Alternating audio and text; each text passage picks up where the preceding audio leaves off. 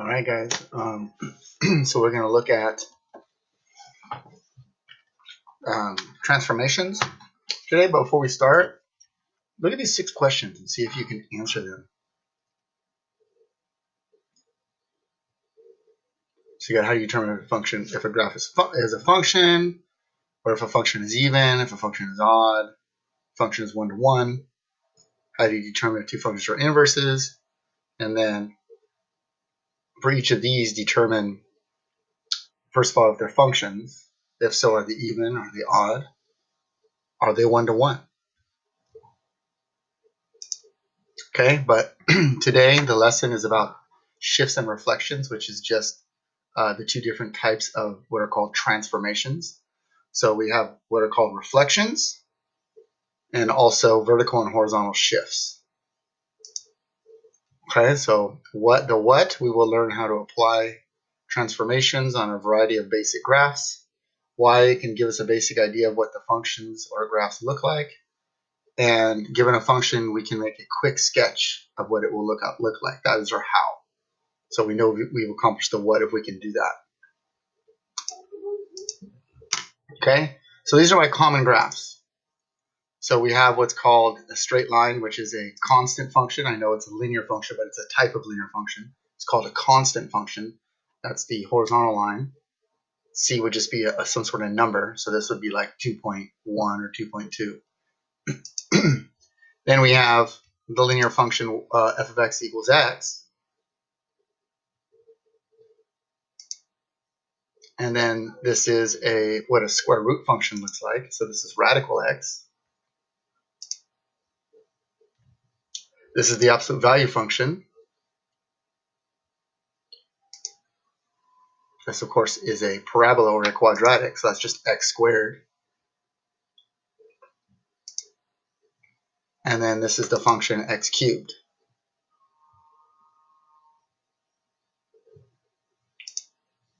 Okay, and then this one is, of course, the inverse of x cubed.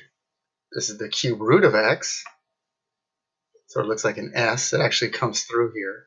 You can't see it, but it does go through the origin here. There's really no break. And then that is just 1 over x. That's called a rational function. Okay, so 1 over x, because rational is basically just something divided by something else.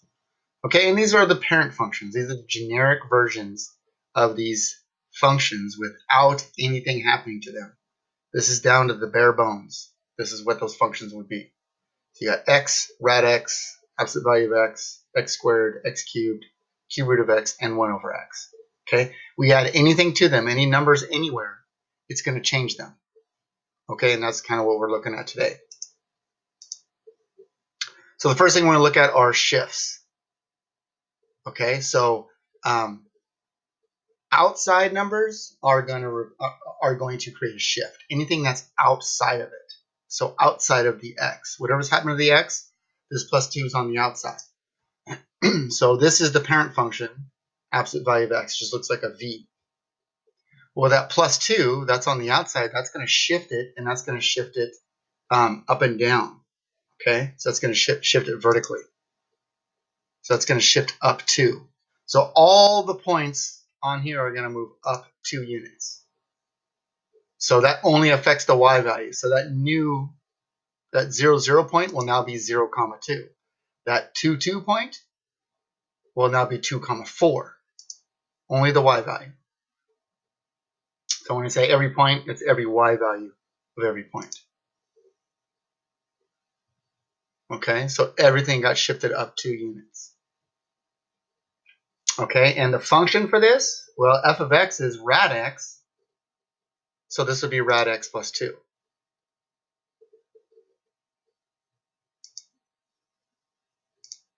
Okay, so we've got 2, 2 and 2, 4 because those y values got shifted up.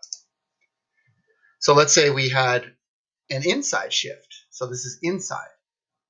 So this is f of x minus 2. So the quantity x minus 2 is going to go inside of f of x.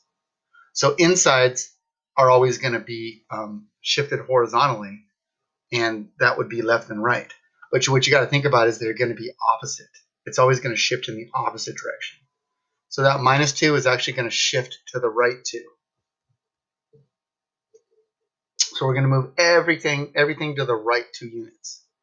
Okay, so of course that affects only the x values. It's not going up, so the y values aren't going to change.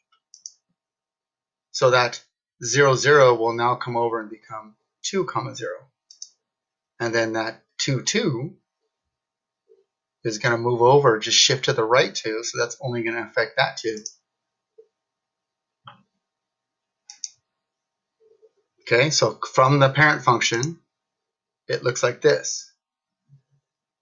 So there's 2, 0. And then this one's going to be 4, 2. Okay, but I mean, I just selected those 2 points, just those two, just kind of randomly. I mean, the vertex is, you know, an important point because once you know the vertex, you can just draw the v from there. Okay, and then of course, since this is inside f of x minus 2, this would be the function of f of x minus 2. It's the square root, I'm sorry, the absolute value of x minus 2, because the x minus 2 goes in right there. Okay, so anything inside is going to shift in the opposite direction. Outside will shift up and down in the direction that it's supposed to, up to. Here inside is going to go right to, even though it looks like it's supposed to go left. It's opposite.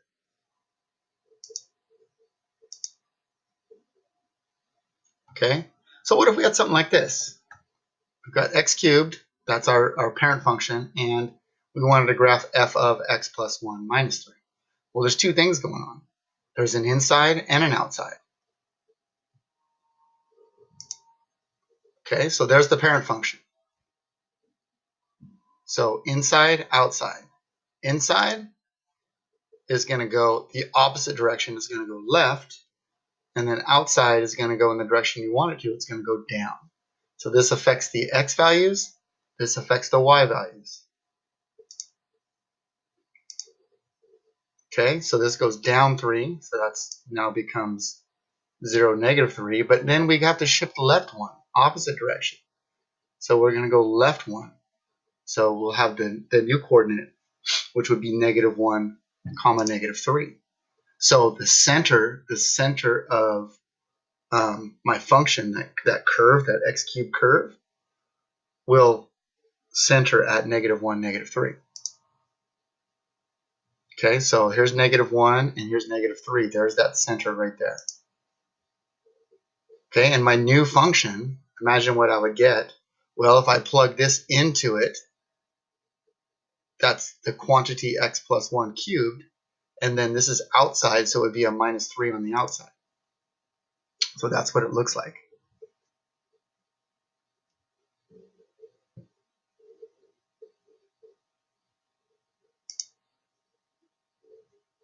Okay, so imagine if, like, this is f contains this point, which is -5, -125. Now let's find a point that's on the graph for this. This is a different transformations happening than what's happening here. Okay, it's actually really easy. So inside is left and right, that's x value, so you go opposite. Outside, right? Outside is going to be up and down, so this is up 4. So all you have to do is affect the y value here, so that's going to be adding 4 here and adding 5 here. So to the right 5, so you were at -5, now you're at 0. You were at -125, you're going up 4, so you'll be at -121.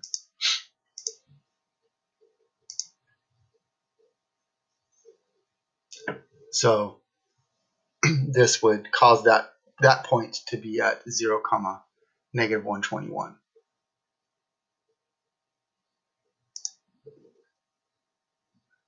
Okay, so on your notes, try this shift. Okay, think about what's going to happen here. Think about this inside, think about the outside. Remember what I told you about the inside is opposite, outside is the same. Inside is left and right, outside is up and down. Okay, and let's work with this point, the 0, 0 point. So that point 0, 0.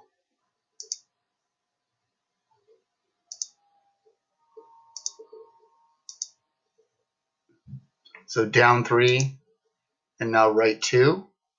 So this center of this curve is now going to come over and go through there instead.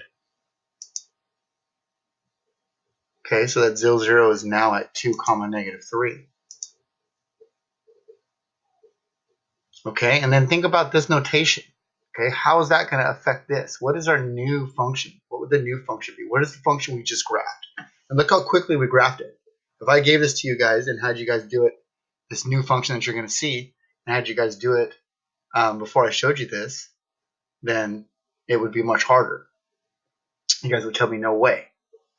So this goes inside, so that's going to be x minus 2, and then that's outside. So the cube root of the quantity x minus 2 with a minus 3 on the outside. Okay, now think about this. So if g of x contains this point, I'm not saying that this point, this does contain negative 7, 7, because it doesn't. I'm just talking about another g of x. Find a point that is on the graph of this.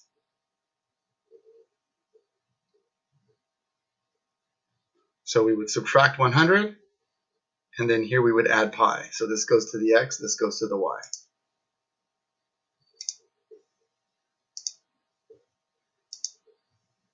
Okay, and 7 plus pi, just leave it as 7 plus pi, or if you want to make it 10.14, that's fine. Okay, but that's the coordinate you would get.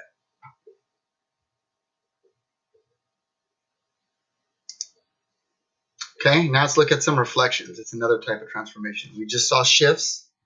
Now let's look at reflections. Okay, so again, there are outside and inside reflections. Okay, just like the shifts, the outside, that negative there on the outside, affects it up and down. So you reflect up and down. And then if it's inside, like if it was inside with this x, that's going to be a left and right. That's going to go like this. And then outside is going to go like this. Okay, so let's say we're dealing with a radical x. So the parent function of a radical x. And we wanted to graph negative h of x, which was really just a negative on the outside. So negative radical x. What's going to happen is, what it does is it affects only the outside, the outputs. Okay? So that's going to affect the 2, right? Because outside goes up and down. So if I can grab that and just reflect it over the x-axis, right? Reflects down, that's what the new function is going to look like. Because my output becomes negative, so it becomes 4, negative 2. Inputs don't change. There's nothing in there affecting the x. Okay, so every output has an opposite value. So that gets reflected across the x-axis. And that's the function we just graphed, is negative radical x.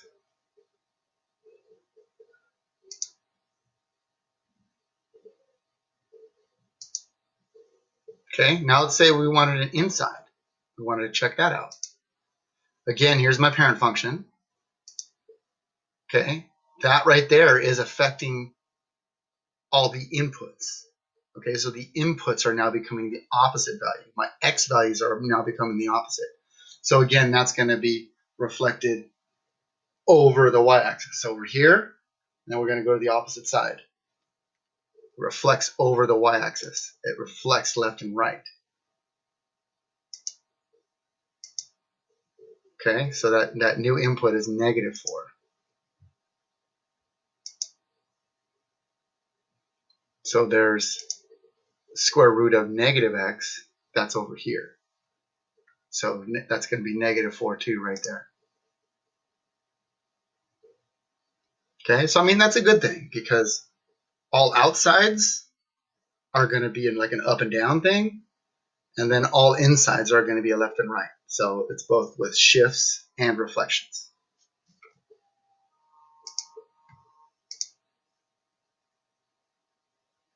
Okay, so let's say we have the square root of x again. We want to do negative f of negative x plus 2. So there's a lot of stuff going on. Okay, we've got a reflection, and a shift. Okay, so you kind of want to work your way closest to your x and then work your way out. I mean, the problems I give you guys, it's not really going to affect you if you don't do it that way. But, you know, might as well just do it the right way, starting here. But this is going to reflect left and right, so that's going to reflect over the y-axis. And then next thing is going to be that reflection. That's going to be reflected up and down, so over the x. And then that plus 2 is going to be shifted up 2.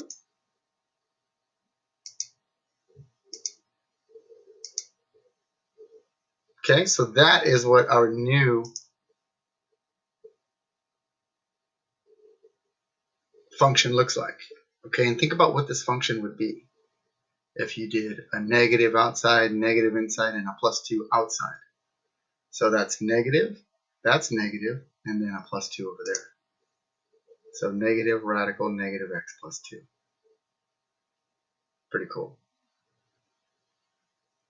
Okay, just apply all the reflections, all the shifts.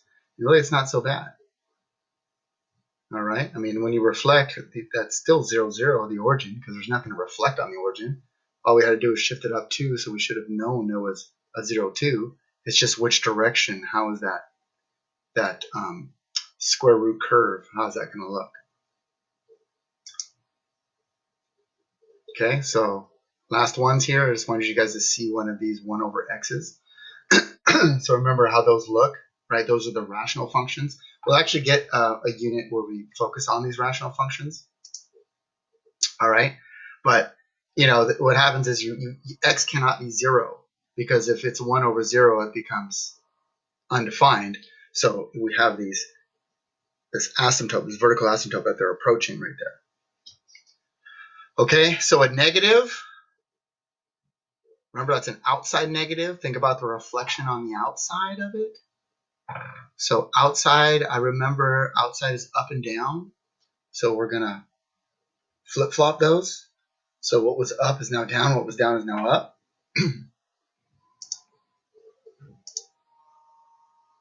So that looks like that.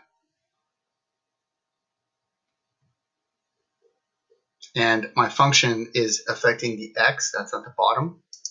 So that's 1 over, that would be 1 over negative x, which of course is just negative 1 over x, is the same. And then we've got, let's do this next one, f of negative x, that's inside. So inside would be a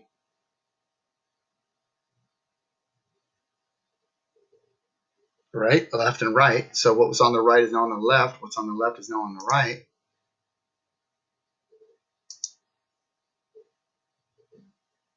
So it looks like this. And f of, actually that should be negative. Well, it looks like I did them both the same. This should be negative on the outside, f of x. So that's where this negative comes from. So that I need to change that to negative f of x. And then f of negative x, well, that's this. But, I mean, it's still, when I put the negative, I put it in the middle, it's the same. So they're the same. So this function is the same as that function. So a negative f of x is equal to f of negative x. Where have I seen that before? Negative f of x is the same as f of negative x. Oh yeah, I remember seeing that. When functions are odd functions, right? And this right here, this 1 over x, if we wanted to, we can write it as x to the negative 1. And guess what? -1, I know you guys didn't know that, but it's okay for numbers to be negative. Even if they're negative, they're still odd. That's an odd function.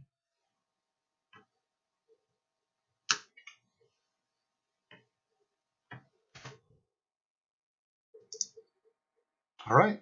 I hope you guys liked it.